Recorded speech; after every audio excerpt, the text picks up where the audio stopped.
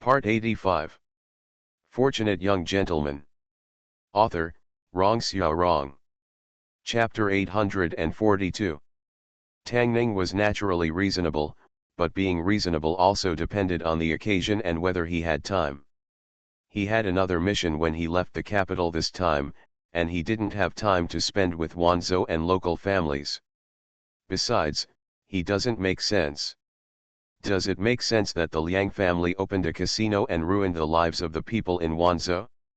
Ruan County Lieutenant looked at him for a long time before nodding and saying, "I understand."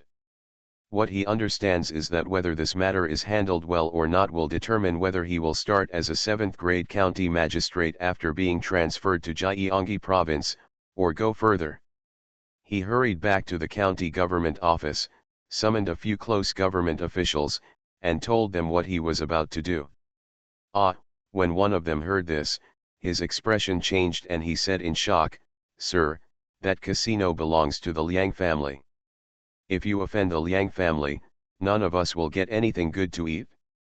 The rest of the people also looked shocked and looked at him in confusion. Ruan Jiang looked around at everyone and said, "Do you think I will make fun of my career?" Everyone looked at him in surprise and asked, "Sir, what is this?" Ruan Jiang looked at them and said, "The Liang family is nothing. If this matter is done well, your benefits will be indispensable. Whether the Liang family will be there by then." Liang family. Liang Tao sat at the table, tapped the table with his index finger, and said coldly, "I see what Ruan has to say now. As a wealthy family in Wanzhou, if the Liang family didn't allow him to cause trouble everywhere, how could he take him seriously even though he was a mere county lieutenant in Wanzhou?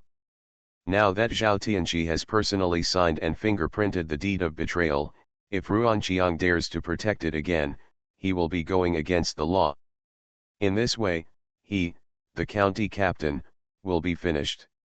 Of course, no matter what the outcome of this incident, the Liang family would not allow him to continue sitting in this position." He picked up the teacup, looked at a servant, and said, "Go and tell Magistrate Wang to take care of his own people.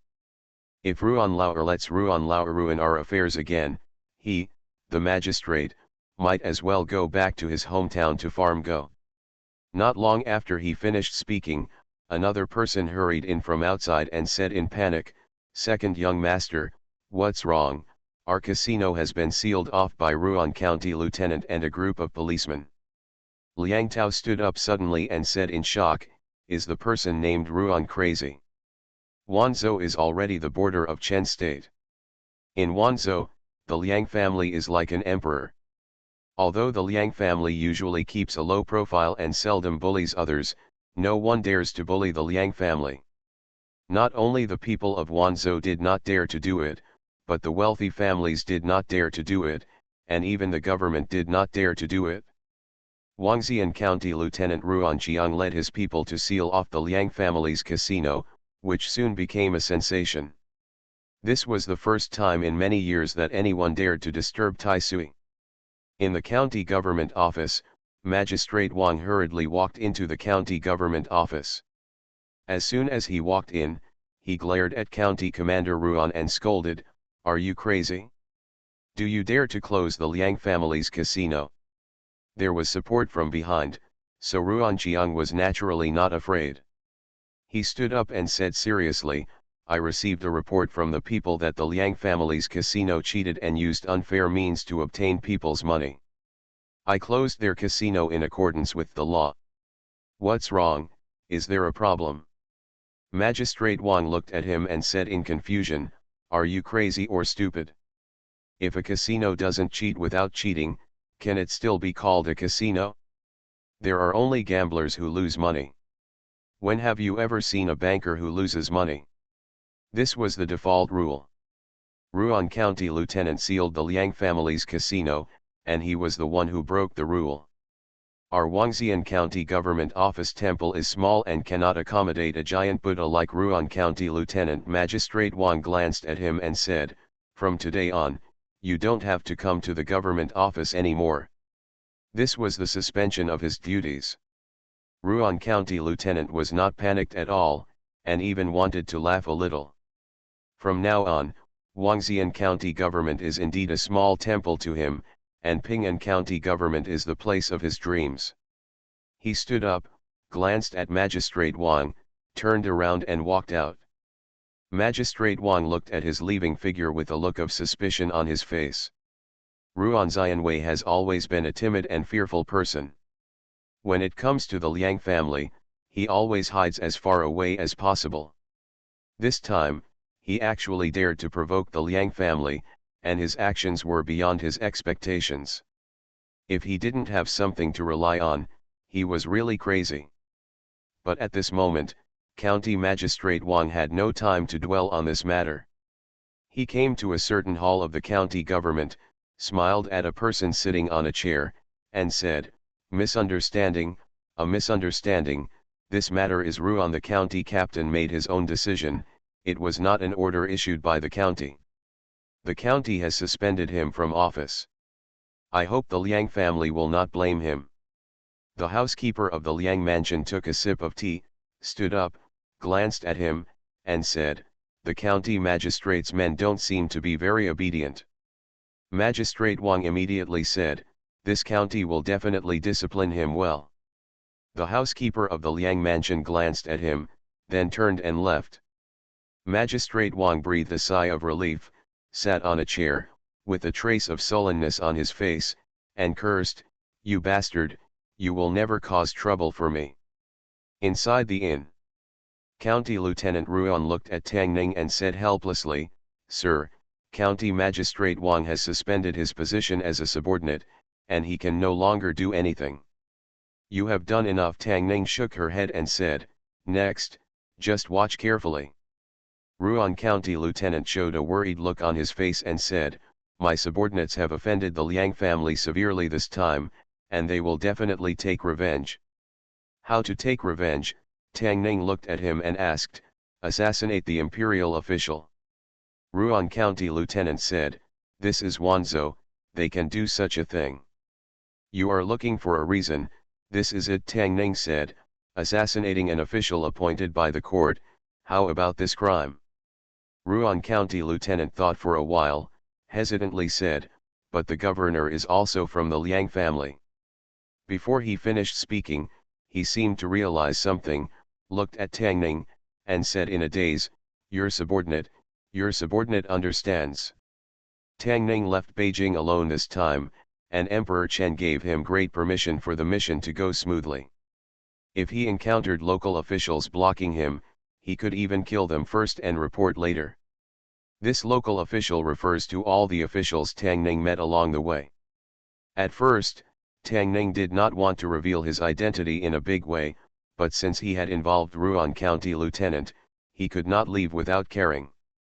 If the Liang family really dared to assassinate an official appointed by the court, then he would be considered to be eliminating harm for the people and the scourge of Wanzhou for the court. He arranged for Chen Zhou to go to Lin County to find the chief judge of Shannon West Road. At the same time, he also contacted the Wanzhou garrison so that he could control the Liang family and the Wanzhou governor behind him at any time. Liang family. Although the Liang family's casino has resumed business, Liang Tao is still depressed and gritted his teeth and said, "Ruan dared not take our Liang family seriously. We must teach him a lesson." "That's enough." A middle-aged man walked in from the door and said, "This matter ends here. Ruan is an official appointed by the court. If something happens to him, it will be a trouble for the court to investigate." "Uncle," Liang Tao looked at him and asked puzzledly, "are we going to let a small county lieutenant bully us? After this period of time, there will be plenty of time to deal with him." The middle-aged man glanced at him and said, "Those people are leaving soon." Liang Tao was delighted when he heard this and asked, "Really?" Although the Liang family has been able to achieve what it has today in recent years thanks to those people behind the scenes, those people seem to be very afraid of being discovered by certain people and ask the Liang family to keep a low profile. The Liang family has been doing so. As a result, although he is a member of the Liang family, he is very frustrated in Wanzhou. How could he not be happy when he heard that those people were leaving? The middle-aged man nodded and said, "They seem to be going back to Gizhu. Before that, you should behave yourself." "I know." Liang Tao nodded. Thinking of the young man who protected Zhao Yun'er, he still felt a little resentful. He came to a firewood room somewhere, looked at the woman who was locked in the firewood room, and asked, "You said that man was just a small official in the capital. What rank is he?" Zhao Tianqi immediately said, "He is only a 6th or 7th rank official. He can't be any smaller. I don't know how he came to Wanzhou. Maybe he made a mistake and was demoted and dismissed. He came from the capital." Liang Tao smiled and said, "Let me show you who has the final say in Wanzhou. Fortunate young gentleman." Author, Rong Xiao Rong. Chapter 843. In order to prevent any accidents from happening to County Lieutenant Ruan, Tang Ning gave him a box of poisonous insects. Even if the Liang family really sent someone to break into Ruan's house at night, there was no need to worry about any accidents happening to him. Chen Zhou returned to the inn tonight, and with him came Lu Zhang, the Chief Justice of Shannon West Road. The Chief Justice was a special official position in the state of Chen. From the official title, he seemed to be responsible for only one line of litigation and prison, but in fact, the Chief Justice had great power. He was a sword hanging over the heads of local officials set up by the court to restrain the local areas. Even the governor of a state was very afraid of the Chief Justice.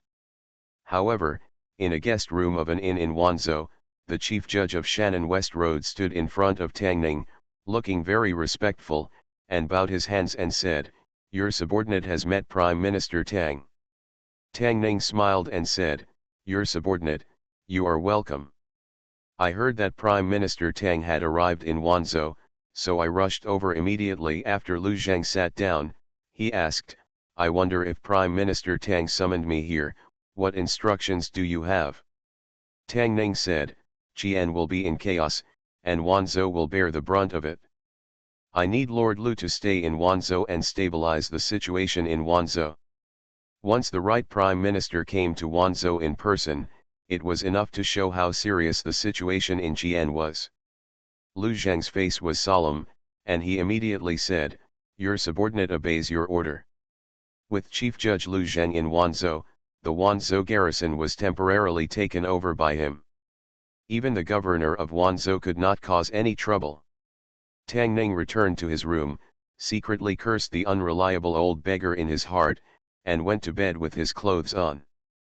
At this time, the streets of Wanzhou city were also quiet, with only the occasional night watchman passing by.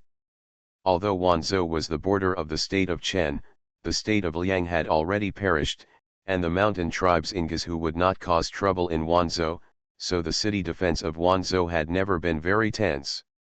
The curfew in the city had been in name only many years ago, but Wanzhou was not as rich as the capital, and the people's nightlife was not that rich.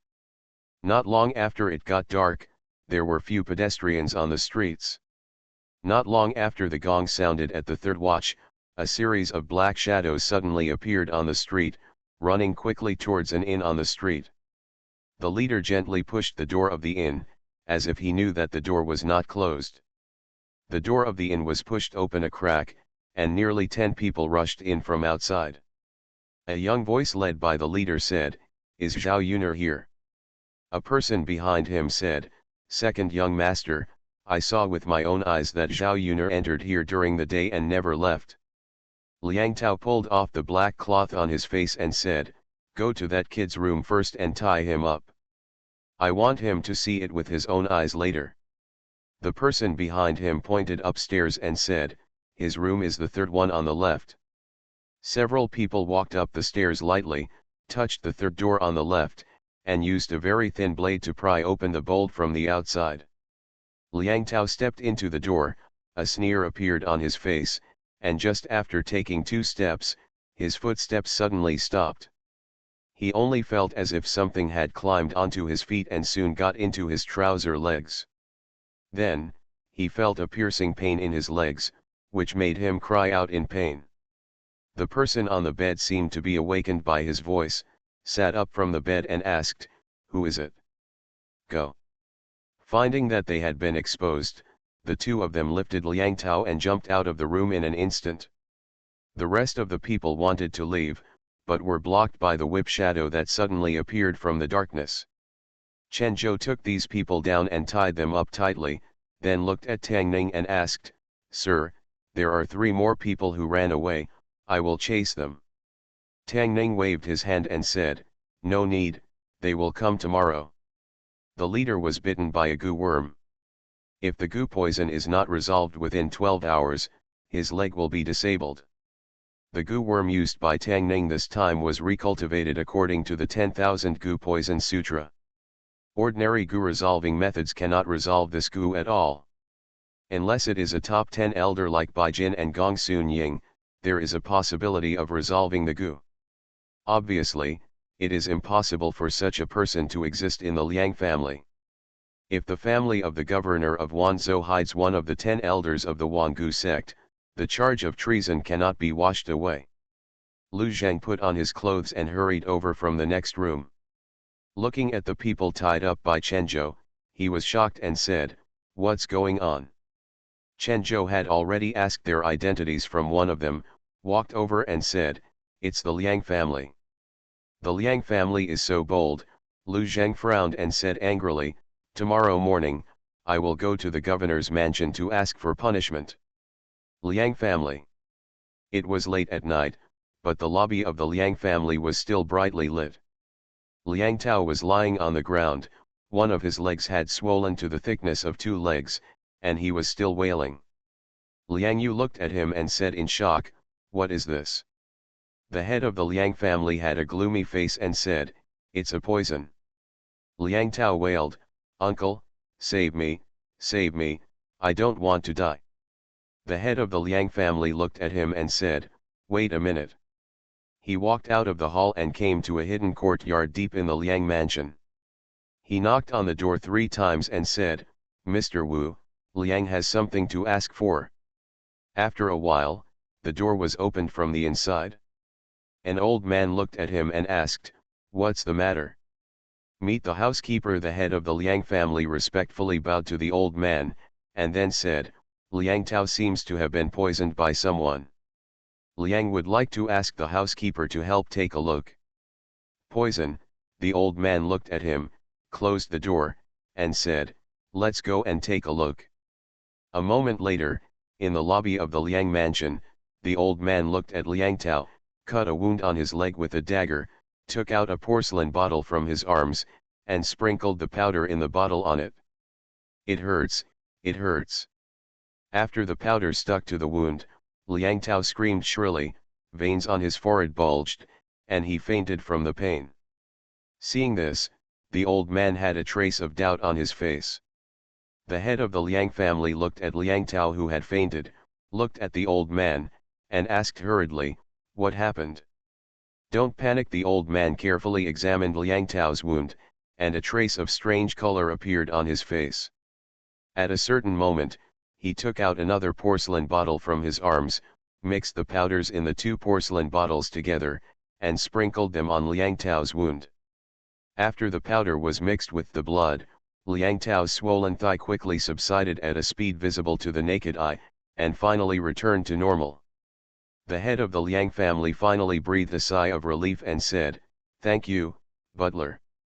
Interesting. The old man took a breath, a smile appeared on his face, and he murmured, "I wonder which old friend has arrived." Although he had a smile on his face, a trace of deep fear appeared in the depths of his eyes. A moment later, in the courtyard, the old man closed the door and came to a room. The middle-aged man sitting at the table looked at him and asked, "What's wrong? Did something big happen to the Liang family?" The old man showed a fearful look on his face and said, "Someone came to Wanzhou." The middle-aged man frowned. The someone in the old man's mouth refers to certain specific people they don't want to see at the moment. "Why are the 10 elders here?" the middle-aged man asked. "Is our whereabouts exposed?" "I don't know yet." The old man thought for a while and said, "Tomorrow I will go to investigate and see which old friend would leave Guizhou at this time." You are listening to Novels at Bless Up channel. Wish you happiness and luck. Please subscribe to receive new novels. How do you feel about this novel? Please like and leave a comment. Fortunate Young Gentleman. Author, Rong Xiao Rong. Chapter 844.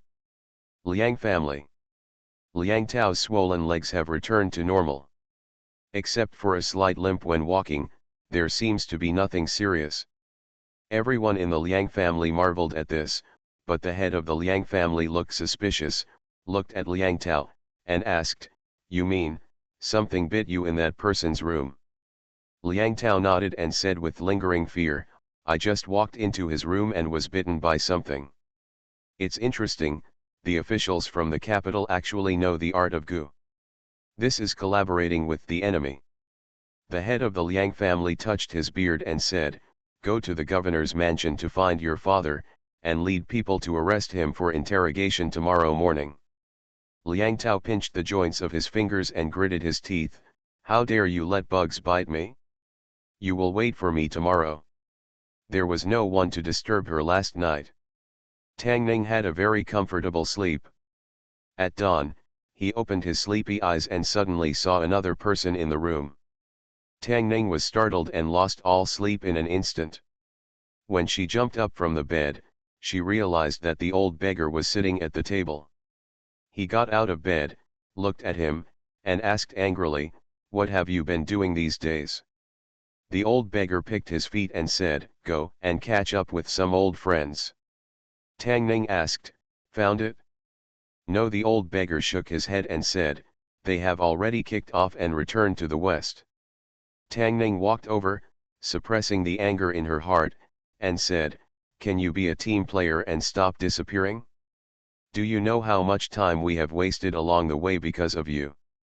The old beggar glanced at him, smelled his palm, and said, "Who asked me to come in the first place?" Tang Ning shouldn't covet the old beggar's superb martial arts. In fact, it's the same as bringing old Zheng here. He just came to see Sumei, and he wouldn't go head-to-head with the 10 elders.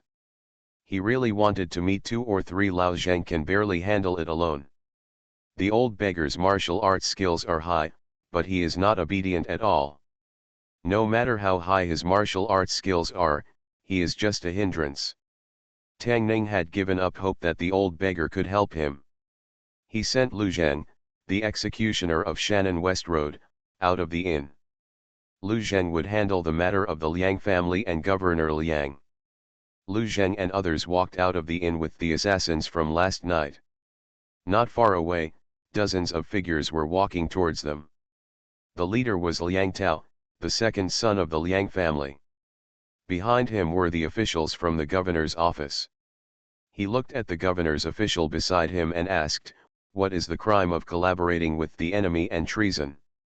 The official said, "According to the law, people from the Yi tribe to the 9 tribes should be killed, depending on the severity of the crime."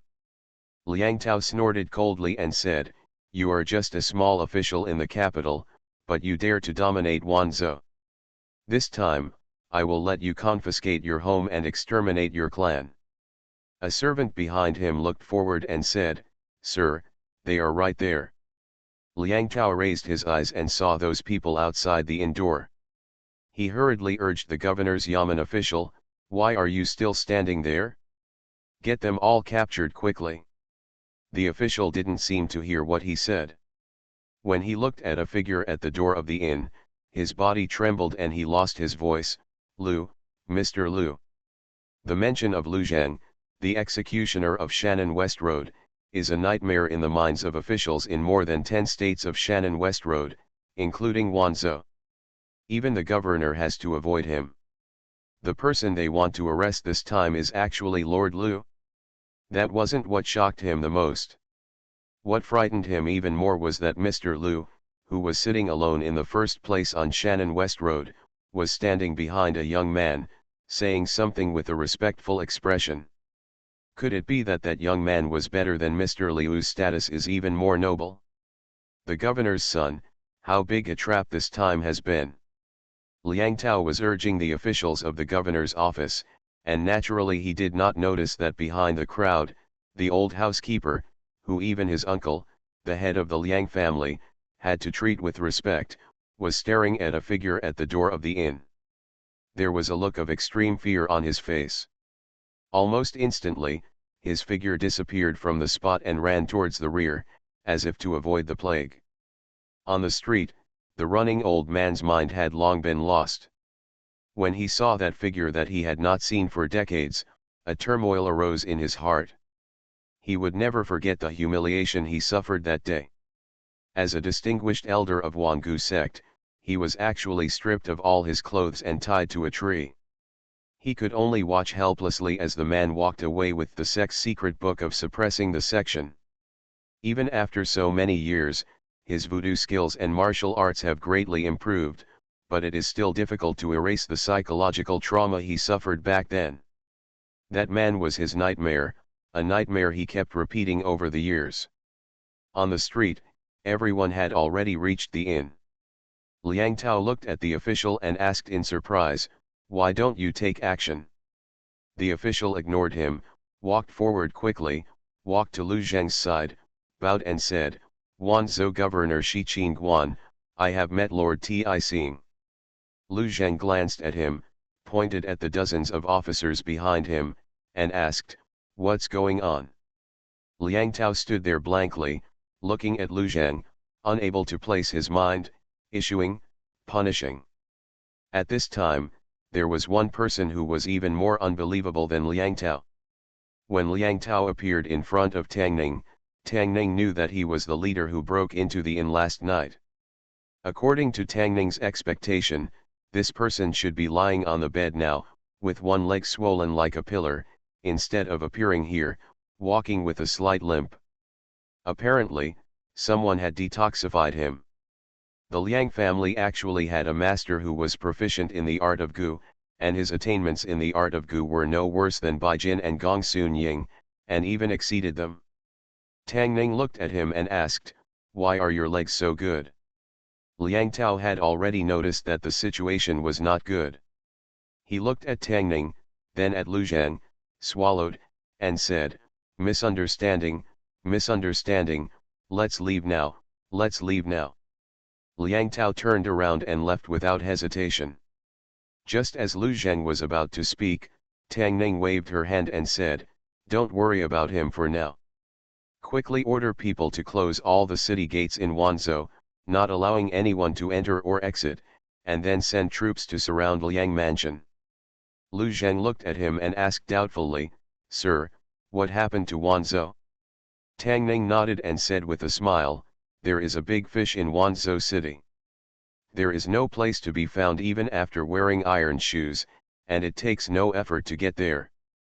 Tang Ning never thought that the top 10,000 Gu sect he had been looking for was in the Liang family. A person of the level of the 10 elders must know more things. Why should he bother to find some branches and follow the clues? Lu Zheng looked at Tang Ning, realized the seriousness of the matter, and immediately said, "I will go and make arrangements right away." At this time, inside the Liang family, Liang Tao, who had just returned to the Liang mansion, broke into the firewood shed, grabbed Zhao Tianqi by the collar angrily, and said angrily, "What kind of low-ranking officer of the 6th or 7th rank, who is that person? The person who can be treated with such respect by Yi Ti-Sing is at least a 3rd-grade official, or even higher, a 3rd-grade Beijing official. This is the real giant of the Chen kingdom. In the mouth of the shrew, he has become a low-level official of the 6th or 7th grade. If she hadn't deliberately misled him by saying that this person was an old acquaintance of hers, how could he have caused trouble for such a person?" Zhao Tian looked at him in confusion and asked, "What, who is that person?" Liang Tao gritted his teeth and said, "That little official in the capital you are talking about. He is just a minor official in the Hanlin Academy." Zhao Tian looked at him and said, "It has only been a few years. Even if he is the number 1 scholar, he can only be promoted to 1 or 2 levels at most." The number 1 scholar, Liang Tao seemed to remember something, his body trembled, and asked, "In which year was the number 1 scholar?" Zhao Tian also realized that something seemed not right and whispered, "Ding," in the early years of Ding Yuan. Liang Tao looked at her with dull eyes and said, "Don't tell me, his name is Tang Ning." Zhao Tianqi looked at him and said tremblingly, "What's wrong with him?" Liang Tao looked at her directly. She didn't deny it, she just acquiesced. Tang Ning, Marquis of Dingguo, Right Chancellor of the DPRK, General of the Imperial Guard. This information flashed through his mind. Liang Tao felt a little dizzy and held onto the wall to keep from falling. Damn it! After a long time, he regained consciousness, glanced at Zhao Tianqi, gritted his teeth, and said in a solemn tone, "Drag him out and bury him." Fortunate young gentleman. Author, Rong Xiao Rong. Chapter 845. Chapter 840 of the main text of the Ruyi Young Master, Confessing Kong Quan. It was not convenient for Tang Ning to get involved in the affairs of the Liang family, so she left full power to Lu Zheng. A quarter of an hour ago, the 4 city gates of Wanzhou City had been closed tightly, and the Liang family was immediately surrounded by 500 soldiers guarding the city. 2 years ago, it was not a big deal that the Liang family had contact with people from the Wangu section. After all, there had never been any friction between the Chen state and the Liang state. However, since the remnants of the Liang state rebelled in Jiangnan, they have become enemies of the Chen state. Harboring them is challenging the bottom line of the court and Emperor Chen. The Wanzhou governor, who hurried back, looked at Lu Zheng and said angrily, "Master Lu, what are you doing?" Lu Zheng looked at Wanzhou governor, shook his head, and said, "President Liang, I never thought that your Liang family would actually collaborate with the enemy and treason, and harbor the remaining members of the Liang kingdom." The governor of Wanzhou felt a thump in his heart, and he forced himself to calm down and said, "If you want to accuse me, why bother? Does Mr. Lu have any evidence?" Lu Zheng glanced at him, waved his hand and said, "Search." More than 100 soldiers poured into the Liang family. No one in Wanzhou dared to provoke the Liang family, but today they could only watch others search the Liang family. The head of the Liang family was the brother of the Wanzhou governor. After the Wanzhou governor walked into the Liang family, the two looked at each other. The head of the Liang family nodded slightly to him, and the latter was relieved a little. After a while, after everyone searched the Liang family, a young general stepped forward and said with cupped hands, "My lord, no suspicious person was found." Lu Zheng looked at Wanzhou governor and said, "Prefect Liang, I advise you to confess honestly and be lenient. Maybe the court can give you a lighter sentence. If you refuse to cooperate, there may be serious consequences." The governor of Wanzhou looked directly at him and said, "The Liang family didn't do anything, it means they didn't do it. Even you, Mr. Lu, can't frame the Liang family with such an unfounded crime. As a person in charge of punishment in Jiangnan West Road, you lead the troops. If you break into a private house without permission, I will report it to the court and let the court punish you for trespassing." Lu Zheng glanced at them and said to the young general, "Look at them." Watching Lu Zheng leave, everyone in the Liang family came to a certain hall. The governor of Wanzhou looked at the head of the Liang family and said solemnly, "What is going on?" The head of the Liang family said, "Mr. Wu's housekeeper went out once today, maybe his traces were exposed." That Mr. Wu seemed to be afraid that others would find them, which everyone in the Liang family knew very well, but the governor of Wanzhou never expected that they would actually lead Lu Zheng, who was sentenced to punishment on Shannon West Road, here. He lowered his voice and said, "Where are they?" The head of the Liang family said, "The housekeeper came back in a hurry just now and probably escaped with Mr. Wu." "I hope they won't be caught," Wanzhou governor said with a solemn expression, "as long as there is no evidence, Lu Zheng can't do anything to us." Liang Tao, who looked pale, stood aside and asked, "What if he doesn't tell the evidence?" "Don't talk about evidence," Wanzhou governor snorted and said, "He thinks he is the right minister. Tang Ning, can he not be reasonable?" Liang Tao glanced at him, moved his lips, and finally just lowered his head silently. Inside the inn, Lu Zheng looked at Tang Ning and said, "Mr. Tang, we have not found any remnants of Liang Guo's party in the Liang family." Nothing was gained from the Liang family, and it was not as expected by Tang Ning. It is extremely difficult for people like Gong Sunying and Bai Jin to catch them. No one among the 10 elders is weaker than them. However, the monks who could escape could not escape from the temple. The gates of Wanzhou city were closed. As long as they were still in the city, they could not escape. He looked at Lu Zheng and asked, "Have you found the Zhao Tian family?" Lu Zheng shook his head and said, "No." Tang Ning looked at Zhao Yuner behind her and said, "Why don't you go home and take a look first? The Liang family may have let her go." Zhao Yuner nodded and whispered, "Then I'll go back first." After Zhao Yuner left, Lu Zheng looked at Tang Ning and said again, "We have no evidence. The Liang family refuses to admit that they are harboring Liang Kuyu. After all, he is the governor. If this continues, I am afraid it will cause commotion in Wanzhou." Tang Ning walked out of the inn and said, "Let's go visit the Liang family." He had countless ways to get people to tell the truth. The senior members of the 10,000 Gu sect behind the Liang family played a vital role in his final mission out of Beijing, so Tang Ning was naturally unable to let him go. Everyone in the Liang family was imprisoned in the Liang family and their freedom was restricted, but they all knew that this was only temporary. Even Lu Zheng, the executioner of Shannon West Road, could not imprison them forever. Sure enough, Lu Zheng left and returned less than half an hour later. There was a young man beside him. The heads of the Liang family and the governor of Wanzhou swept their eyes over the young man. Liang Tao stared at him with fear on his face. Lu Zheng looked at Wanzhou governor and asked, "Master Liang, have you thought about it?" The governor of Wanzhou looked at him and said, "No matter what you say, the Liang family will not take the blame. I confess." As soon as he finished speaking, a voice suddenly came from behind him. The governor of Wanzhou and the head of the Liang family turned around suddenly and looked at Liang Tao in disbelief. Liang Yu even grabbed his shoulders and said angrily, "You are crazy."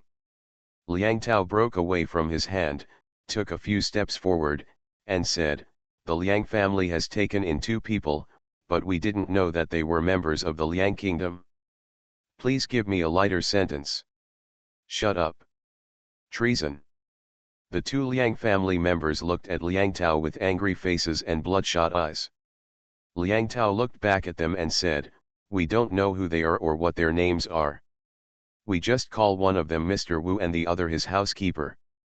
Over the years, they have helped the Liang family a lot, so the Liang family has always let them live here, but we really don't know what relationship they have with the Liang kingdom."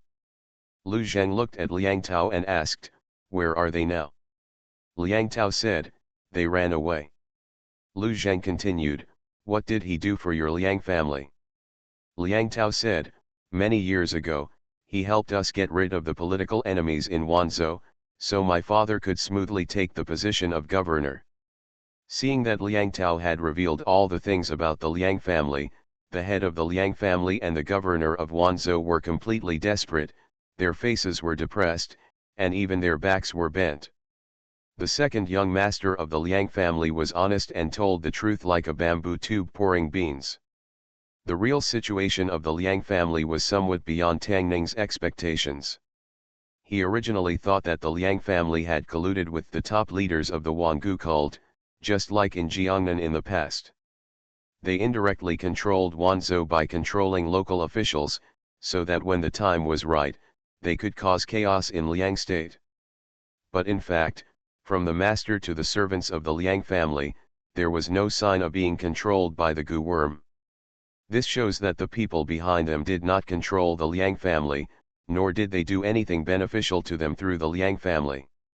On the contrary, after helping the Liang family become the largest family in Wanzhou, they also ordered the Liang family to act low-key, not to be high-profile and attract other people's attention, and not to disclose their whereabouts.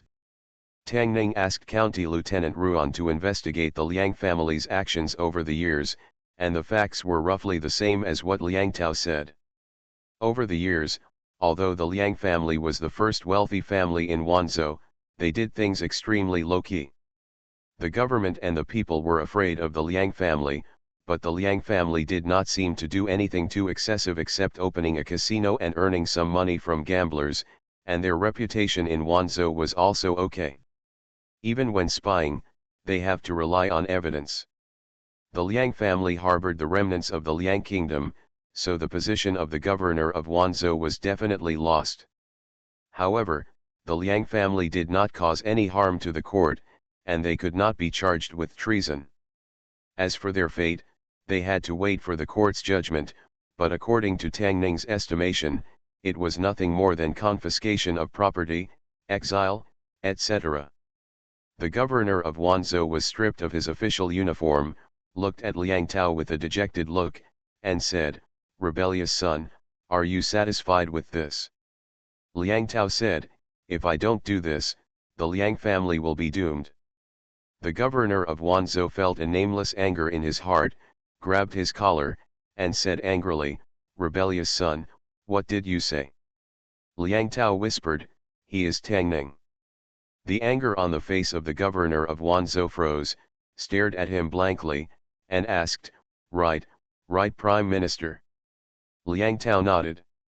The governor of Wanzhou let go of his collar, pursed his lips, looked at him again, and finally said nothing more. Although Tang Ning is not in Wanzhou, there has always been a legend about him in Wanzhou. He is the youngest prime minister since the founding of the state of Chen, and also the most ruthless official. The Tang family that once dominated the court, Feng Xiang who was all-powerful, the Jiangnan party that controlled the government, the lawless powerful and wealthy families, and even the King Kong who was competing for the position of crown prince. These people fell into his hands one by one. Wherever he went, he would bring a disaster to that place. Those who stood on the opposite side of him would have their property confiscated at the least and their clan exterminated at the worst. If he wanted to put the hat of treason on the Liang family, there was no need to talk about reason, because he was the reason. Just as the governor of Wanzhou was in turmoil, Tang Ning walked in from outside the door, looked at Liang Tao, and asked, "Zhao Tian was taken back to the Liang family by you, where is she?" Liang Tao lowered his head and said, "I released her yesterday, as for where she went, I don't know." Fortunate young gentleman. Author, Rong Xiao Rong. Chapter 846. Zhao Tianqi is not in the Liang family, nor has she returned to her and Zhao Yunus home. It is not known whether she is hiding somewhere in the city or has escaped from Wanzhou. Gamblers are very scary. The wife of a former official was reduced to selling her daughter to pay off her gambling debts. Whatever she does, it is not so difficult to understand. Where she went had nothing to do with Tang Ning, so he naturally wouldn't bother looking for her. However, Mr. Wu who was hiding in the Liang family seemed to have disappeared out of thin air.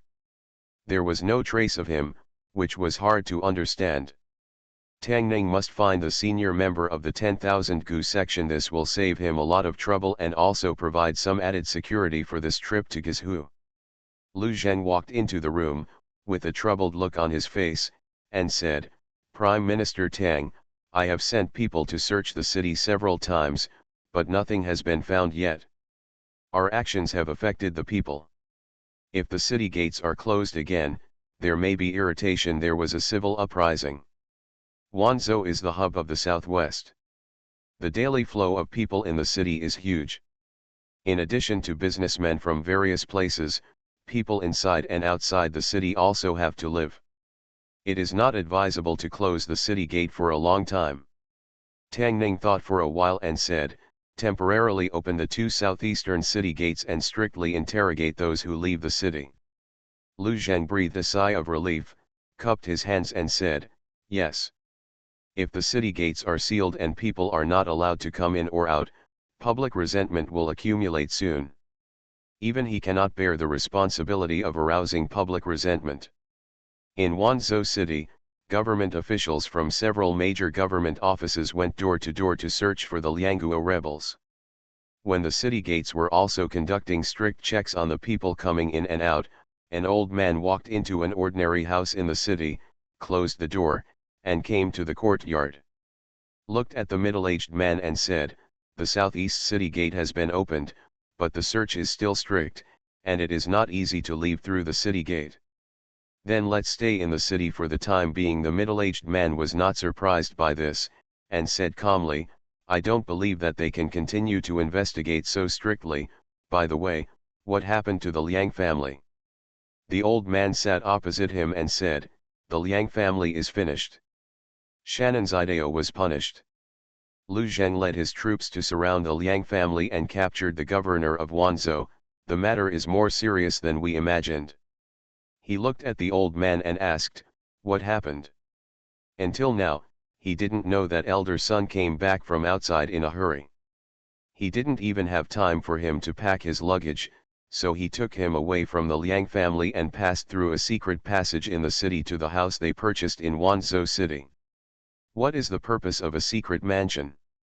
"I saw a person in the city," the old man said with a look of fear on his face. "He is the culprit that caused the collapse of our section. He stole the 10,000 poison scriptures, humiliated the 10 elders, and defeated the saint. As a result, the saint became obsessed with her martial arts, and her body and soul disappeared, making the Wangu sect, which was once flourishing, become what it is today." "What happened?" The middle-aged man stood up after hearing the secret information from his mouth, and said in shock, "Could it be that he has a grudge against the Wangu sect and came to Wanzhou to arrest us?" "Probably not." The old man shook his head and said, "I guess it was me who solved Liang Tao's poison and accidentally exposed our identities, which attracted the attention of the government. Since the Prince of Guizhou rebelled in Jiangnan, Chen, the state is always vigilant about us, otherwise it would not have been possible to launch a city-wide search like this." The middle-aged man was silent for a moment and asked, "The king of Guizhou is dead, and the crown prince of Guizhou rebelled and was executed. Is this true?" The old man said, "Senior nephew Gongsun's autographed letter cannot be false. Unexpectedly, we have been worried for so long, but King Qian was finally taken away by God. As a result, senior nephew Bai has no choice. When they fight for it, the day the saint succeeds will be the day His Highness returns to the throne. Let's avoid the government's search first." The middle-aged man sat down again and said calmly, "If the current 10 elders are like you, why do I have to wait until today?" The old man said, "After so many years, the Wangu sect is no longer the Wangu sect before. The positions of the 10 elders are constantly changing. They have no intention of returning to the country. They only want to compete for the saint, unify the sect, and take charge of Guizhou. If they are allowed to obtain the title of saint, it will be very detrimental to His Highness's great cause." The middle-aged man took a sip of tea and said, "Success or failure depends on Gongsun and the others." The conversation between the two gradually became quieter. Half an hour later, Wang County police officers searched the courtyard. Seeing that no one was in the room, they quickly left. The officials and defenders of the major government offices in Wanzhou searched for 3 days in Wanzhou City, but could not find the elder of Wangu sect. There are tens of thousands of members of the Wangu sect, but there are only those 10 elders, which shows how powerful they are. Even if they dig 3 feet into the ground of Wanzhou City, it will not be easy to find him. With his ability, he might have escaped from the city. The tense atmosphere in Wanzhou City had already affected the normal lives of the people. On the afternoon of the 4th day, Tang Ning found Lu Zheng and said, "Tell them to stop looking for him." Lu Zheng has actually been waiting for this order for a long time. In the past few days, the people in the city have been boiling with resentment. If this continues for a few more days, he may be unable to control it. Unable to find the elder, Tang Ning could only follow the original plan to find the branch that Zhao Yuner mentioned, and then use this branch to inquire about the details of their fight for the saint. Because of the old beggar and the Liang family, he had been delayed in Wanzhou for several days. Now that the Liang family's matter was over, he also had clues about Gizhu. Tang Ning was going to go into the mountains with the old beggar tomorrow. As for Chen Zhou, he planned to keep him in Wanzhou to ensure that he would have no worries in Wanzhou. Tang Ning simply packed her bags and was about to go to bed when there was a sudden knock on the door. He walked to the door, opened the door, and saw Zhao Yuner standing outside the door with a dazed expression. Tang Ning invited her into the room, closed the door, and asked, "Have you found your mother?" Zhao Yuner shook her head and said, "I don't know where she went. Maybe she left Wanzhou because she was worried that the Liang family would cause trouble for her." Regarding this matter, Tang Ning didn't know how to comfort her. It was indeed a sad thing to have such a mother. Tang Ning took out a few banknotes from her sleeves, changed the topic and said, "She lost all the money last time. You can keep these banknotes." These banknotes were enough for her to open a small shop in Wanzhou and start a small business, so that she would have enough food and clothing for the rest of her life. Zhao Yuner did not accept the banknote this time. She shook her head and said, "Yuner has her own hands and feet and can support herself. How can I always use your money?" When she said this, Tang Ning no longer insisted. After the incident with the Liang family, Wanzhou's officialdom will undergo some big changes. When the time comes, he will ask Lu Zheng to take care of her. From now on, at least in Wanzhou, no one will dare to bully her. Zhao Yuner looked at him and said, "If I hadn't met the adults this time, Yuner would have been in trouble long ago." Tang Ning waved her hand and said, "You're welcome, Miss Yuner. If Xiaoi knows that I'm just sitting back and watching you, you'll definitely blame me." Zhao Yuner smiled slightly and said, "I really envy Sister Zhong to have a husband like you." Tang Ning smiled and said, "Sooner or later you will find the right man, but the time has not yet come."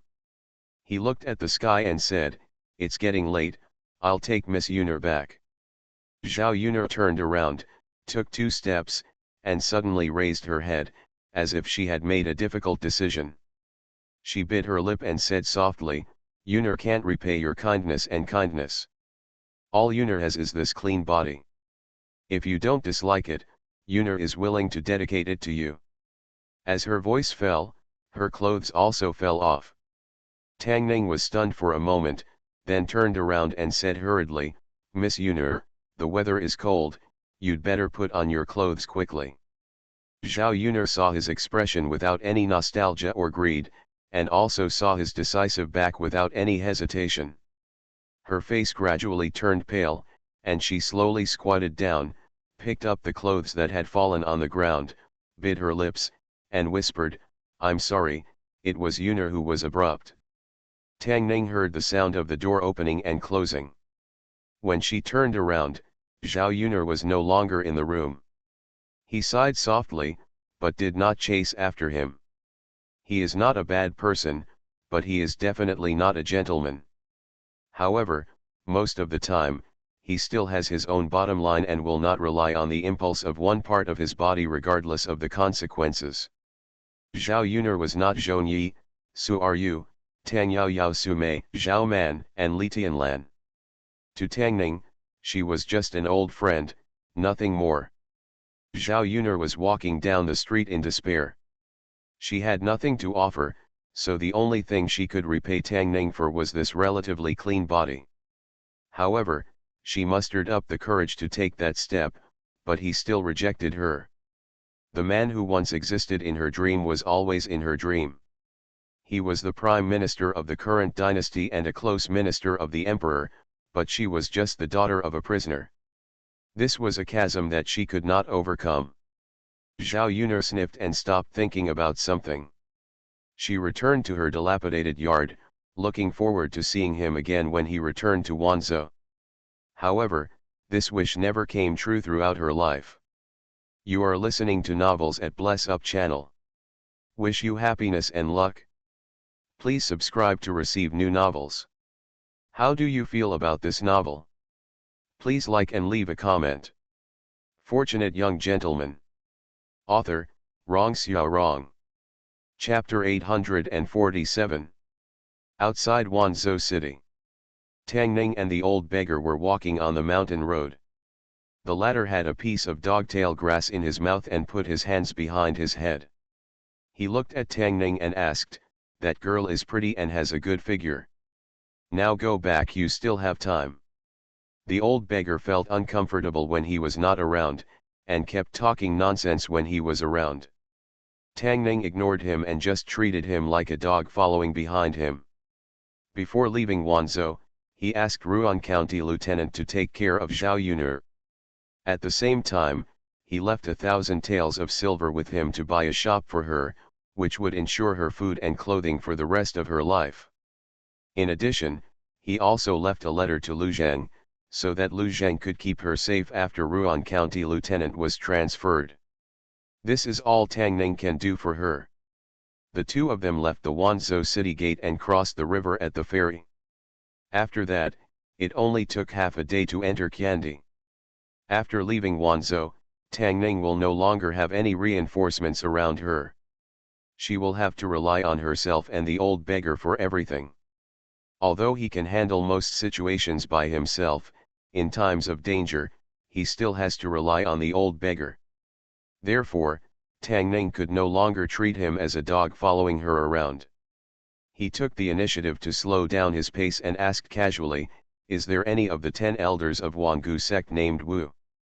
"I don't know." The old beggar spat out the dogtail grass in his mouth and said, "What is the name of the governor of Wanzhou? Do you know the name of the head of the Liang family?" Tang Ning was speechless by his question, but thinking about it, the old beggar had the intention of grabbing the secret book, so how could he care about the name of the elder of Wangu sect? However, it would be a bit too much to take off someone's clothes and tie them to a tree without even asking their name. The old beggar took off a gourd from his back, took a sip of wine, and continued, "Moreover, the 10 elders of Wangu sect have not always remained the same. In the past few decades, their 10 elders have also changed several times. How do I know if there is anyone named Wu among them?" From what the old beggar said, maybe the person behind the Liang family is not the current elder of the Wangu sect, but his attainments in the Gu art are at worst on par with Beijing Gongsun Ying. He must know a lot about Wangu that Tang Ning doesn't know. The secret of teaching. Tang Ning thought of something again, looked at the old beggar, and asked, "I heard that the previous generation of saints was defeated by you, so she went into seclusion to practice hard, but she died because of being possessed. You don't feel any guilt about this?" "Infinite Heavenly Lord." The old beggar sighed and said, "Buddha said that life and death are destined, and wealth is in heaven. That is why she has such a calamity in her life. How can you blame me?" If the Infinite Heavenly Lord knew that the old beggar was using his name to talk nonsense, he might drop a divine thunder to kill him. Tang Ning rested against a tree on the side of the road, took a sip of water, wiped the water stains from the corners of her mouth, and murmured, "Xiao Xiao and the others should have arrived in Chu country by now, right?" This time they left as a family, and Xiao Xiao and Lao Zhang followed them all the way. Counting the days, it should be almost time now. The old beggar took another sip of wine, glanced at him, smacked his lips, and said, "I didn't expect that you are still a principled person." Tang Ning glanced at him and asked, "Is this the first day you found out?" The old beggar wiped the corners of his mouth and said, "Actually, there is one thing that I have always been curious about." He looked at Tang Ning and asked, "You were obviously dead that day, how did you come back to life later?" "How can the dead be resurrected?" Tang Ning looked at him and said, "Maybe you saw it wrong." "I can't get it wrong." The old beggar looked at him and said, "For 2 whole hours, your heart didn't skip a beat." Tang Ning thought for a while and said, "Medically speaking, this is entirely possible. Under certain external stimulation, a person will fall into a state of suspended animation. Although there is no heartbeat or pulse, he is still alive." The old beggar looked at him for a long time, then shook his head and said, "Maybe I really saw it wrong." What the old beggar was curious about was Tang Ning's biggest secret. He didn't plan to tell anyone about this secret, and of course, no one would believe it. Actually, I had a dream during those 2 hours. Tang Ning looked at the old beggar and said, in the dream, I was another person, living a different life. I almost fell into that dream. Until Xiao Xiao wakes me up. He breathed a sigh of relief and said, if it weren't for her handful of water, I think I would really be dead by then. The old beggar glanced at him and said, no wonder you are so kind to my precious disciple and dote on her even more than I do. She is my savior and also my sister. Tang Ning said matter-of-factly, if I don't pamper her, who will I pamper? The old beggar looked at him and said, I hope you will always remember this sentence. Tang Ning glanced at him and said, you don't need to remind me, I will always pamper her. The old beggar shook his head and said, I was talking about the previous sentence. What happened to Tang Shui was just an accident. The old beggar's worries were completely unnecessary. Xiao Xiao was still a child in Tang Ning's heart, although in fact she was no longer a child. Tang Ning and the old beggar entered Kazhu with only 3 days of food because according to the plan, in 3 days, they would approach a branch of the Wangu sect belonging to the 3 elders. But what they didn't expect was that the actual terrain of Kiandi had some small deviations from the one drawn on the map, which led to them not reaching their destination until the morning of the 4th day, and their food had been eaten up yesterday.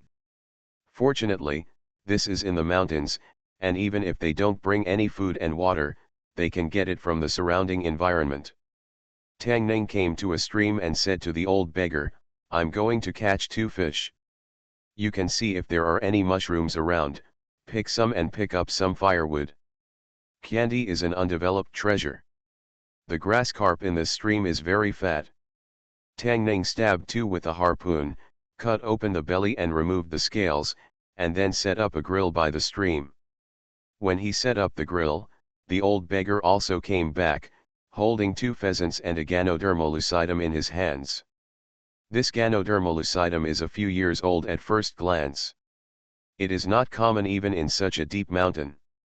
For those who practice martial arts, it is a tonic. The old beggar's luck is pretty good. Tang Ning was a very delicate person when it came to food.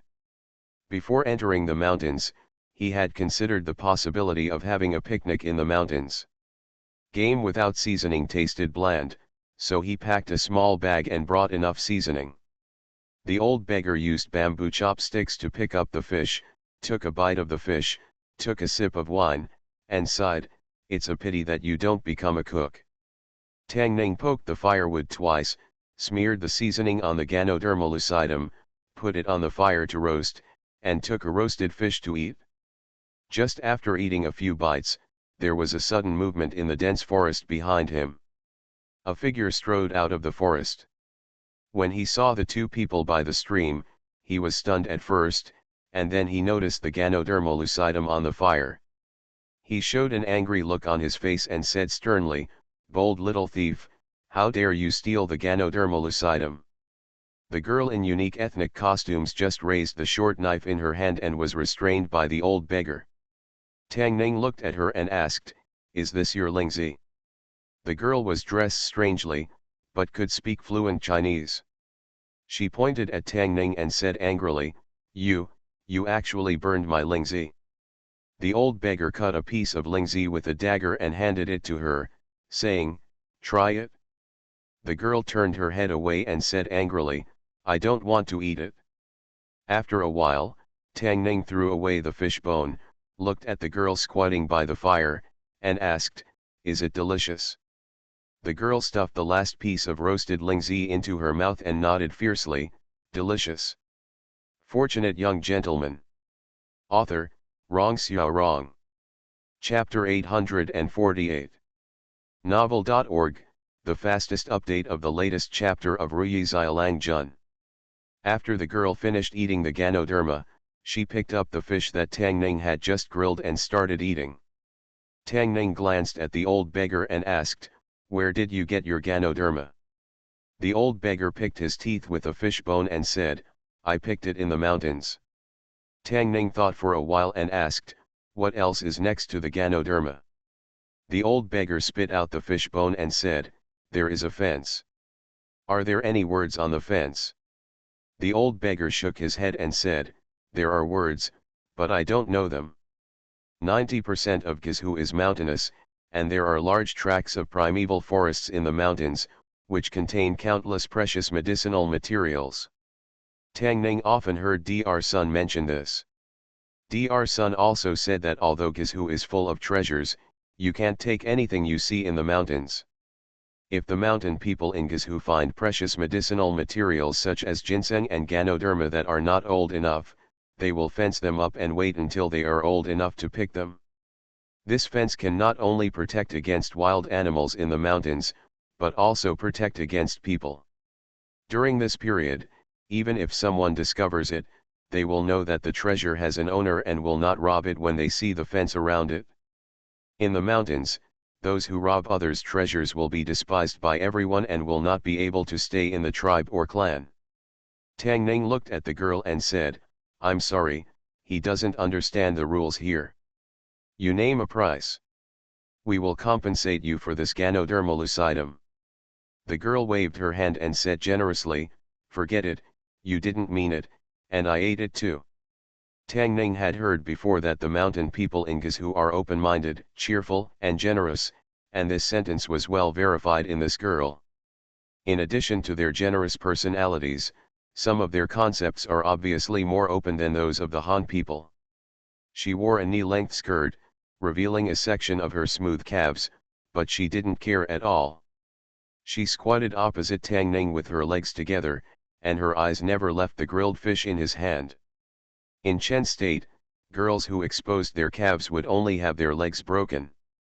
After eating half of the fish, the girl finally slowed down, looked at Tang Ning and the old beggar, and asked, you are Han Chinese, why are you here? Tang Ning said, we came to the mountains to look for medicine, but we didn't expect to get lost. Excuse me, girl, where is this place? The old beggar took a sip of wine and sighed, men's mouths are deceiving ghosts. Tang Ning glared at him obscurely. He had to act in a hurry. Who knew where this little girl came from? He naturally wouldn't tell her the real purpose of this trip. The girl took a water bag from her back, drank a sip of water, and then said, this is the place of our Wuxia tribe. You got lost too far. Tang Ning looked at the girl in front of him and was slightly surprised. The purpose of his entry into Qiandi was to find the Wuxia tribe of the Gu tribe. The Wuxia tribe was a branch of the three elders of the Wangu section. They might know the inside story of the Wangu sect Saint Girls dispute. Tang Ning looked at her and said, you speak Chinese very well. Of course the girl put the water bag back and said, every month I have to go out of the mountains to purchase for the tribe. I have been to your Wanzhou, Tongzhou, Hezhou. Although the mountain people in Guizhou can be self-sufficient, they still need some other supplies on a daily basis, which can only be bought in the capital of the Han people. This is also an important reason why there are so many Guizhou people in Wanzhou and other places. The girl finished eating the grilled fish, stood up, wiped her mouth, and said, it happens that I will go out of the mountains in 2 days. You can go back with me. I will send you out then. Happiness came too suddenly. Tang Ning thought of several ways to sneak into the Wuxia tribe, but he didn't expect that a grilled fish would complete the task that was still difficult in his eyes. The hospitality of the Gu tribe is real. Although they are of different ethnic groups from the Han people, they do not regard the Han people as enemies like the Sushan people. When they met for the first time, the old beggar stole her Ganoderma lucidum, and she actually invited them to visit the tribe. This simplicity is very touching. This place is still some distance away from the settlement of the Wuxia tribe. Along the way, Tang Ning talked a lot with the girl and got more information. The mountain people living in Guizhou are divided into more than 10 ethnic groups of varying sizes, and the Gu tribe is the largest one among them. The entire Gu tribe is divided into dozens of tribes, scattered in Guizhou. The Wuxia tribe has only dozens of households and a population of more than 300 people, which can only be regarded as a small tribe. Tang Ning knew that when the Wangu sect was at its peak, it once led the entire Gu tribe. Later, the saint died, and there was an internal conflict in the section. The 10 elders each split from the Wangu sect, and at the same time, the entire Gu tribe split. Over the years, they all wanted to revive the Wangu sect and merge the Gu tribe, but only the saint could do this. However, the various tribes have been fighting for the position of the saint until now, and no one has decided. Of course, the girl named Aduo would not tell him these things. Instead, she asked Tang Ning a lot about the Han people, including how prosperous the capital was, and whether they could buy all kinds of goods without having to climb mountains and wade through rivers. The three of them walked more than 10 miles on the mountain road, and after passing through a forest, the view suddenly opened up. Not far ahead was a valley. Looking far ahead, there were layers of terraces on the mountain, and stilt houses were embedded in the mountains. There were also many figures walking among them. There were 2 young men standing at the gate of the village. One of them waved to Aduo, and Aduo ran over quickly. Tang Ning and the old beggar walked over. Aduo turned around and introduced them, "This is my elder brother." The young man was not surprised by the arrival of the 2 strangers. After smiling at them, he looked at Aduo and asked, "Have you picked the Ganodermalucidum? A Niang can't wait any longer." Aduo seemed to realize something, his face suddenly turned pale, and he murmured, "Lingzi, Ganodermalucidum." The young man turned over the basket on her back and said in shock, "Where's the Ganodermalucidum? Today's roasted Ganodermalucidum tasted pretty good."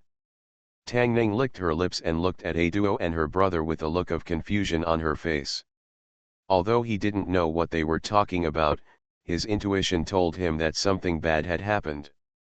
"A Niang," Aduo suddenly shouted, and then ran quickly towards a stilted building in the mountains.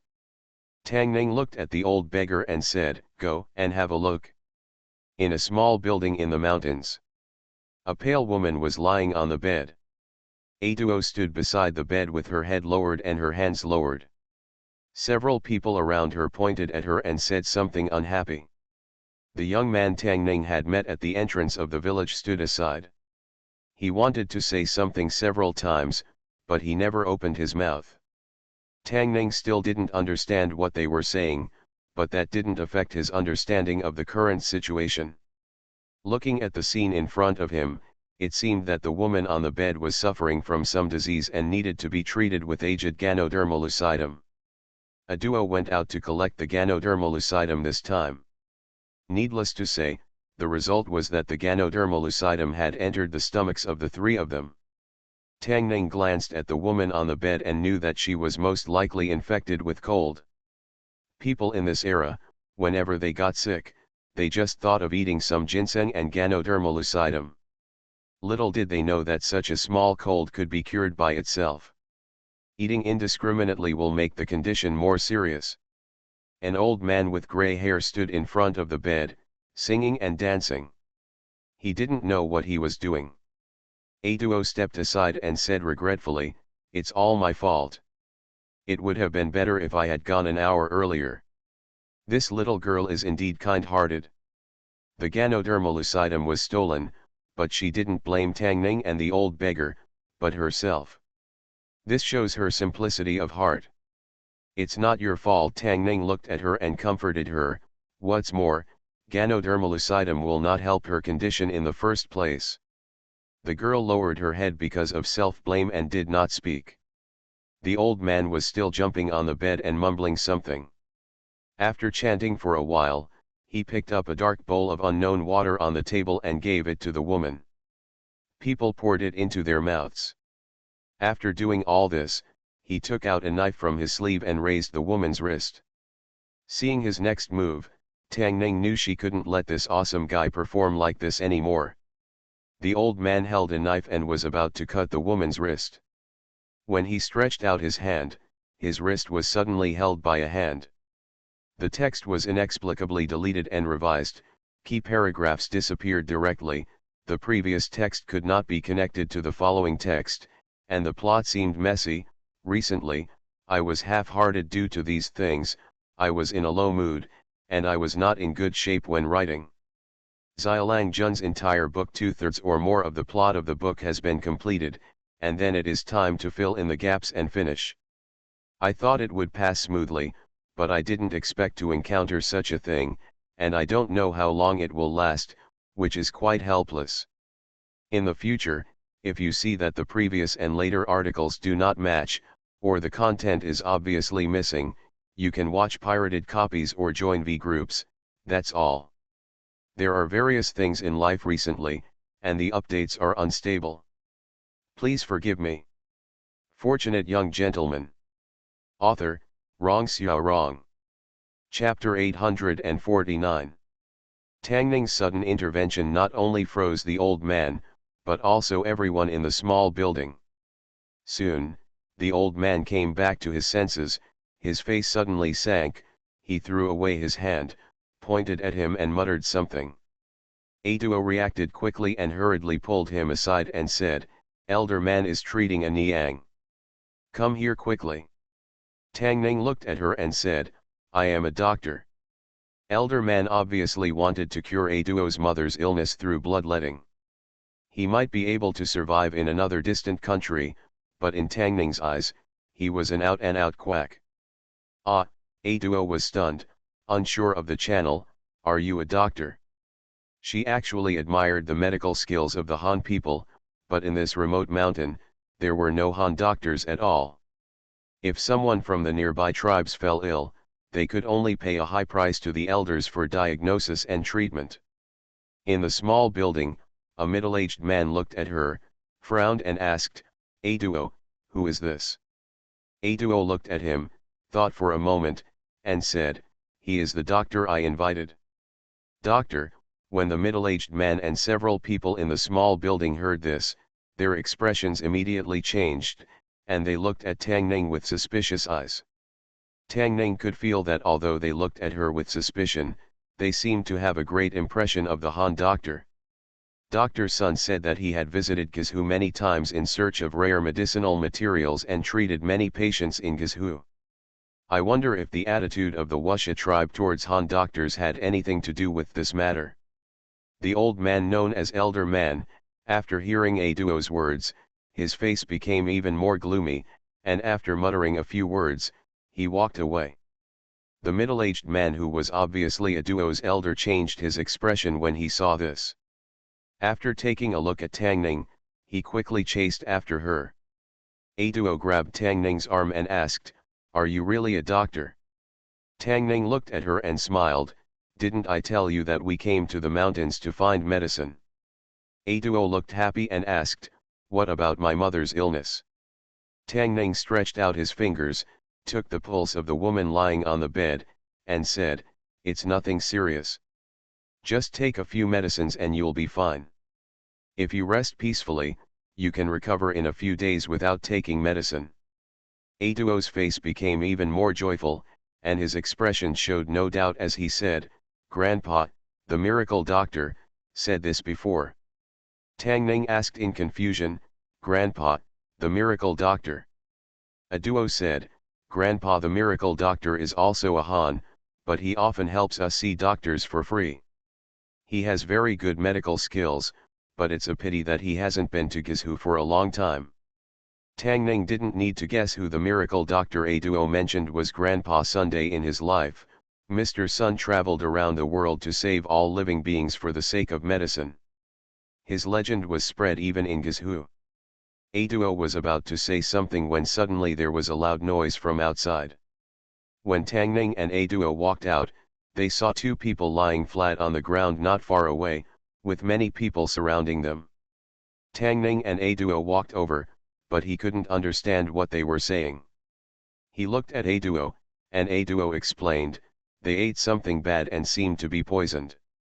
A man grabbed Elder Man's arm with a pleading expression on his face. Elder Man looked at the two people on the ground and then glanced at Tang Ning. He didn't know what he said. The crowd immediately gave way to a road, and the end of the road was there. It's Tangning and a duo. A duo looked at him and said, "Elder man said that I will compete with you in medical skills, and the loser will leave here." Tangning glanced at the old man and roughly understood what he was thinking. According to a duo, Elder man is the only doctor in several villages around here. Anyone who has a headache, fever, or infertility will seek medical treatment from him. 1/3 of human diseases can be cured without treatment, and 1/3 of the diseases cannot be cured even with treatment. The remaining 1/3 is the one that needs treatment. This is still in the context of modern medical treatment. In today's era, there are only more diseases that cannot be cured. This leads to the fact that for most diseases, even if he has no solution, others will not think that he is not good at medical skills, because other people will not think that he is not good at medical treatment. Doctors were unable to do anything, but those who could recover without treatment, after he danced and bled, attributed the self-healing to him, and he also gained some reputation. Destroying someone's wealth is like killing one's parents. Tangning, an outsider, suddenly appeared here, interrupted his treatment, and robbed his patients. This was unbearable. If he hadn't been driven away, how could he still be here in the future? Hakimura gang? Tangning looked at the old man with a smile on her face and said, "Let's compete." The old man babbled a few more words, and a duo explained for him. Elder man said that whoever can cure Ada and Aer, you or him, will win, and the loser will have to leave here. Tangning nodded and said, "Okay." Ada and Aer were the two young men lying on the ground. Their faces were purple and their breathing was rapid. They were obviously poisoned. There was a 90% chance that they ate the wrong food, excluding someone who poisoned them intentionally. The old man chose one whose symptoms were obviously milder. Tangning didn't care.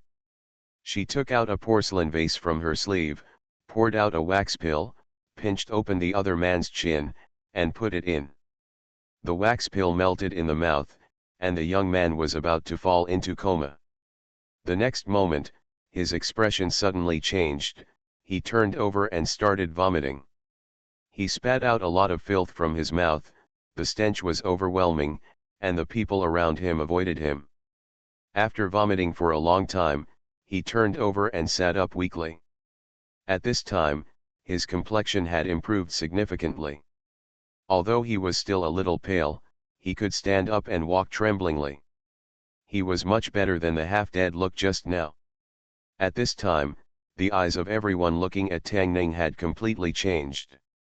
The old man's face changed and he said a few words in a deep voice. A duo looked at him and explained to Tangning, "Elder man said that the competition has not started yet, and the previous one does not count." "It doesn't matter." Tangning folded his arms, looked at the old man, and said, "If he can cure the one on the ground, I will count him as the winner."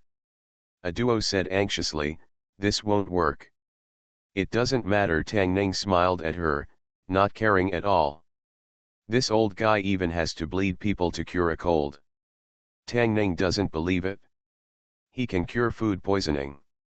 In this case, he won't want to bleed again. As expected, after a duo conveyed his meaning, the old man took out the knife. He had originally chosen a person with milder symptoms.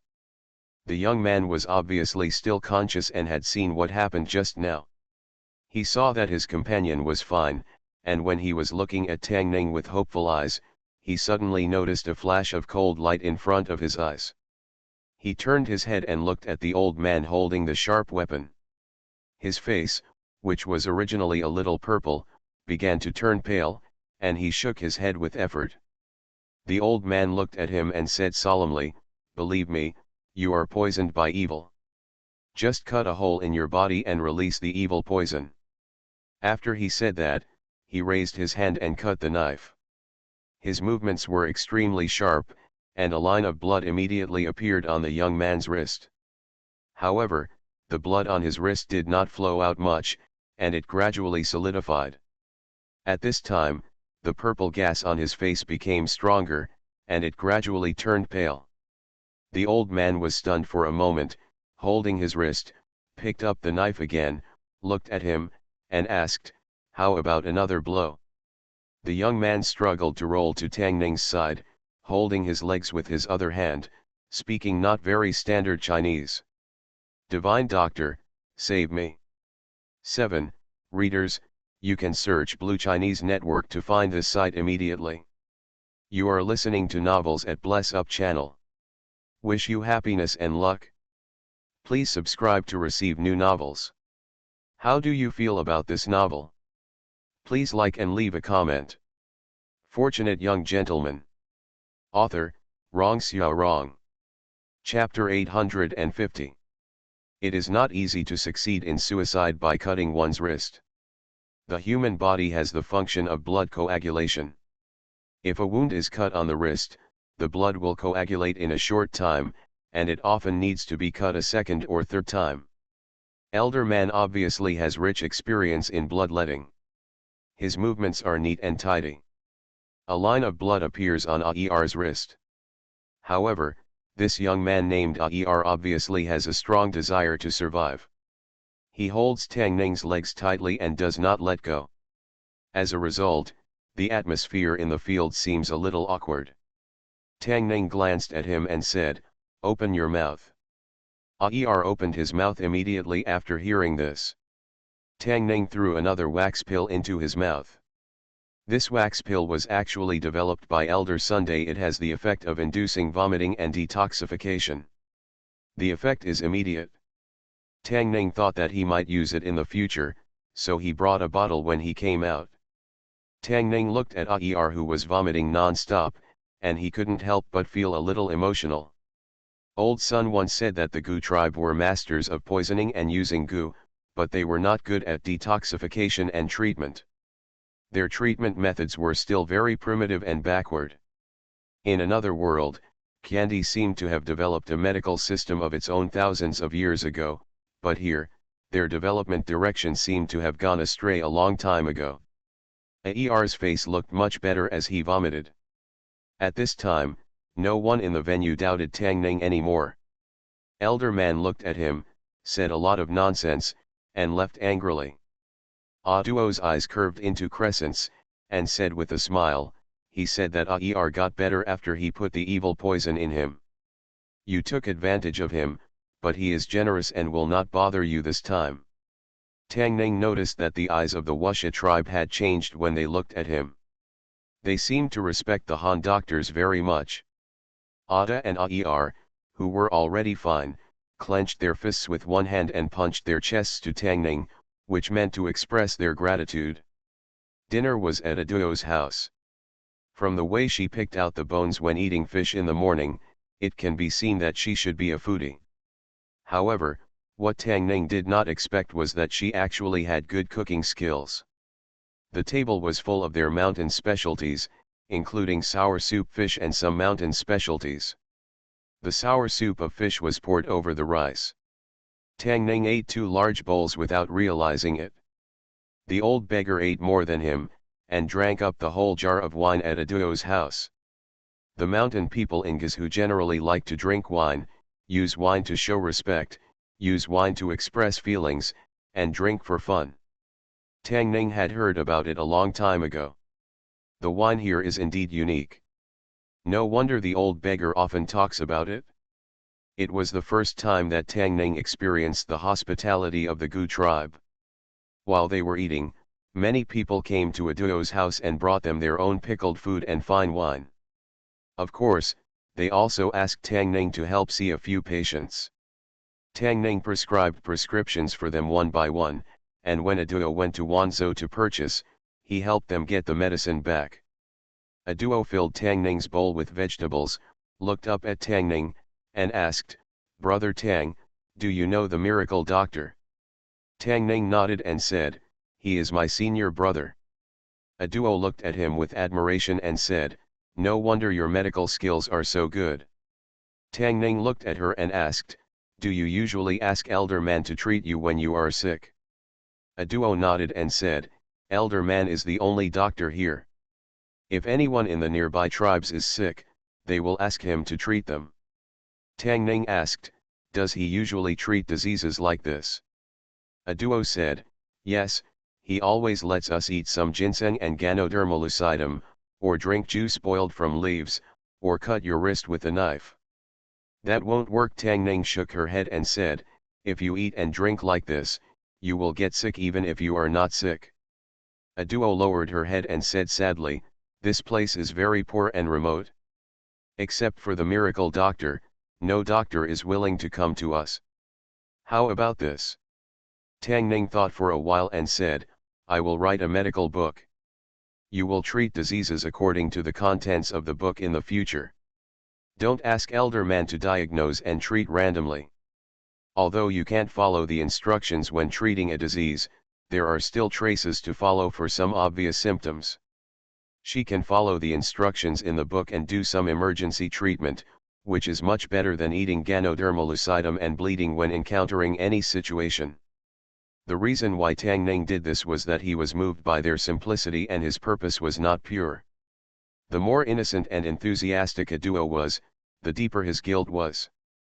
Doing something meaningful for them can make him feel less guilty. Upon hearing this, a duo suddenly put down the bowl and asked in surprise, really? Of course it's true. Tang Ning looked at her and asked, do you have paper and pen here? Yes, a duo wiped her mouth carelessly, as if she was worried that Tang Ning would regret it, and immediately ran to prepare it. In fact, Tang Ning had the idea of writing a simple medical book to popularize basic medical knowledge to the people when he helped the Imperial Hospital compile classics. However, after discussing with Ling Yuheng later, Tang Ning gave up this idea. Although he was kind-hearted, medical books were different from other books and he needed to take responsibility. Chen State was also different from Guizhou. It was a good thing for the mountain people in Guizhou, but it might not be for the people of Chen State. When Tang Ning picked up the pen to write, a duo held her chin with both hands and sat opposite to watch. Tang Ning did not look up and asked casually, why is it so lively down there? A duo smiled and said, tonight is the annual Lushan Festival.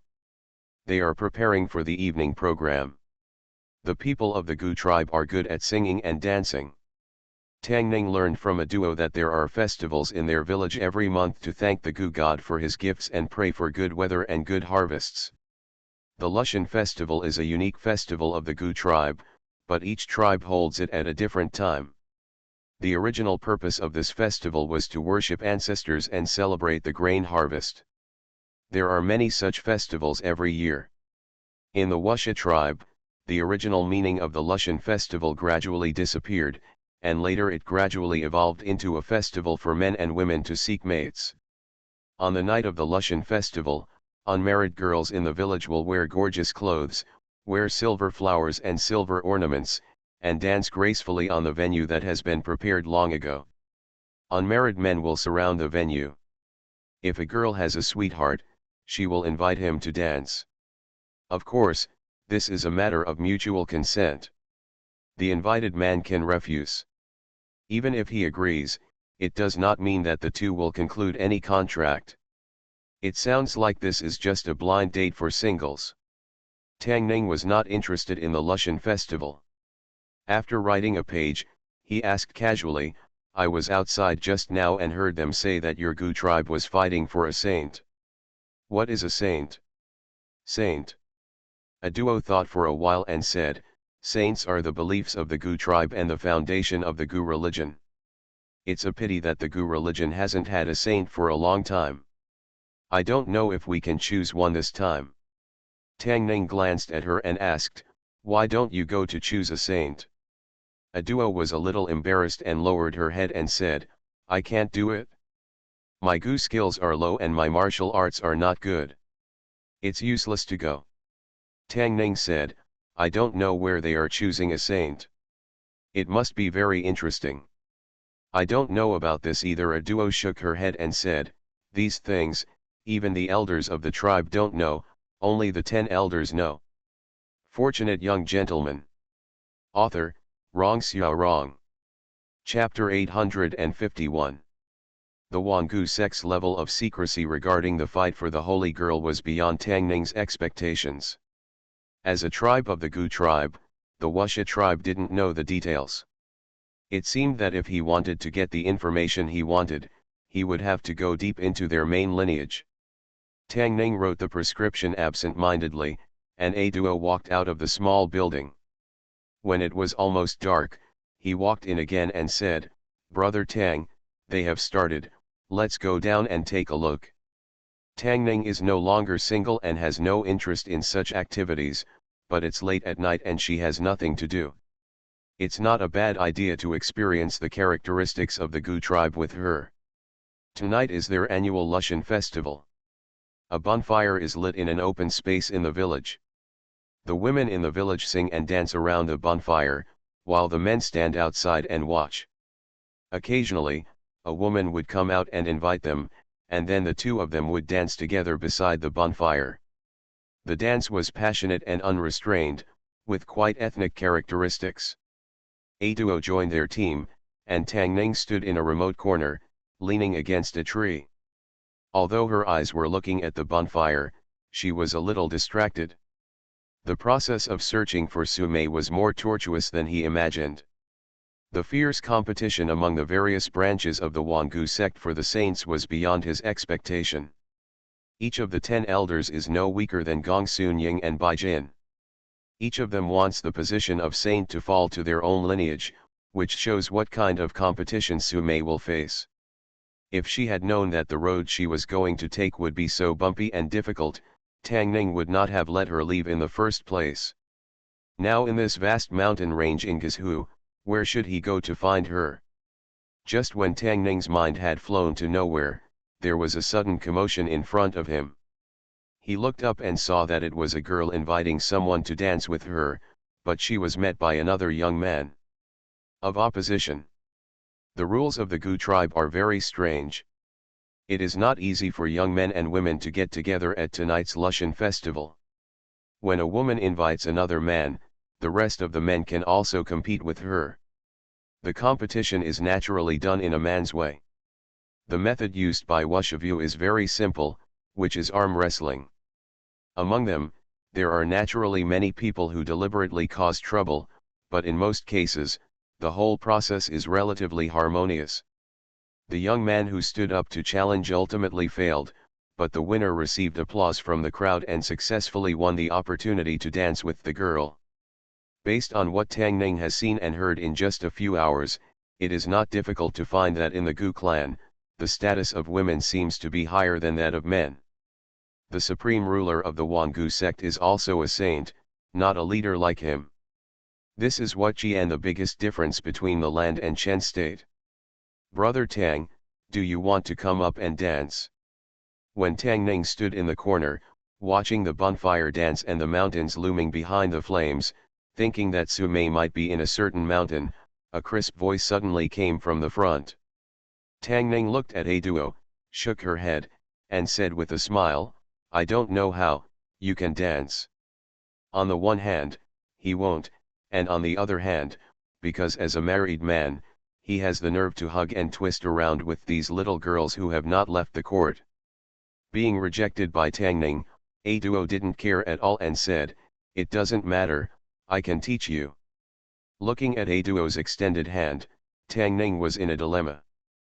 Promise her. As an old married man, he seems a bit shameless. If you don't agree to her, she will be very embarrassed if you reject her in front of so many people. Just as Tang Ning was hesitating, a figure walked over and said, "It's not that simple to dance with our beautiful A Duo."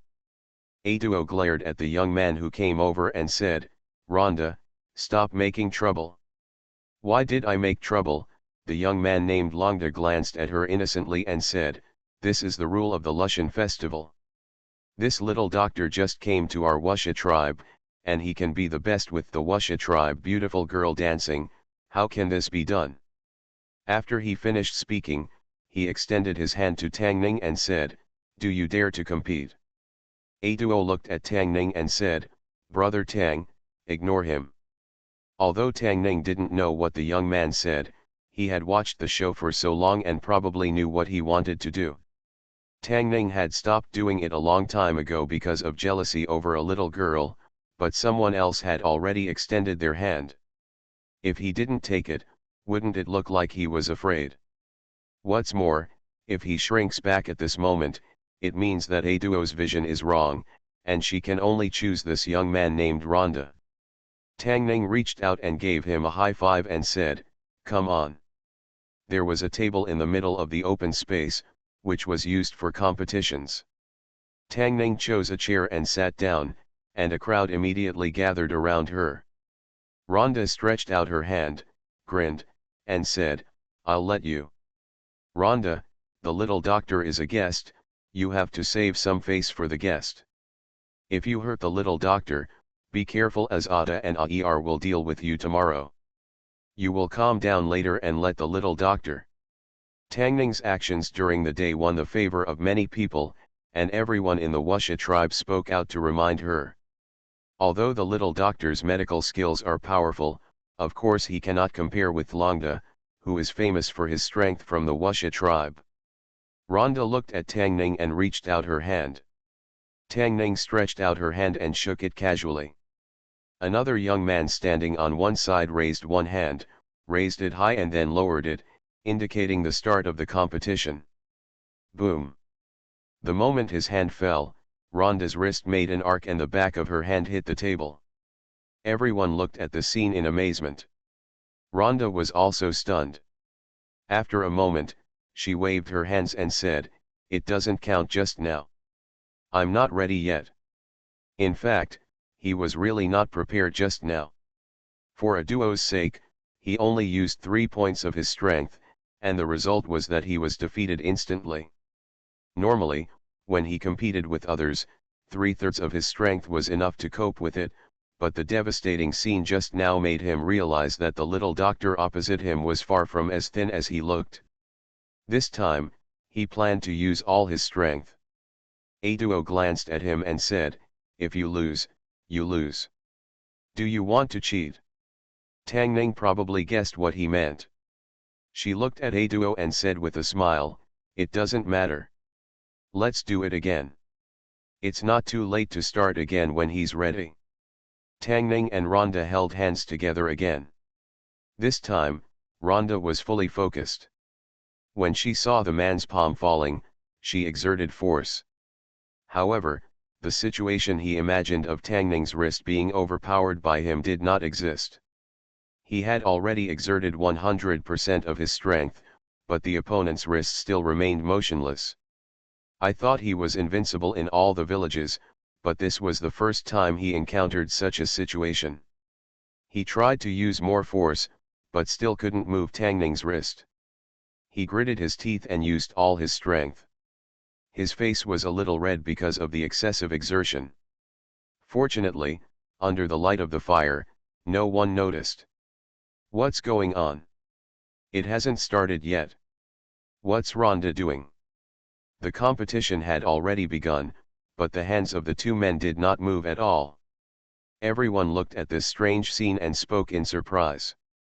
Only A duo seemed to realize something and looked at Tang Ning in surprise, with a look of surprise on his face. Gradually, Rhonda's hands started to tremble a little and sweat covered her forehead. He looked up and saw that Tang Ning was still smiling at him. Finally, he was discouraged. He let go of his hand and said dejectedly, "I lost. I'm not your opponent."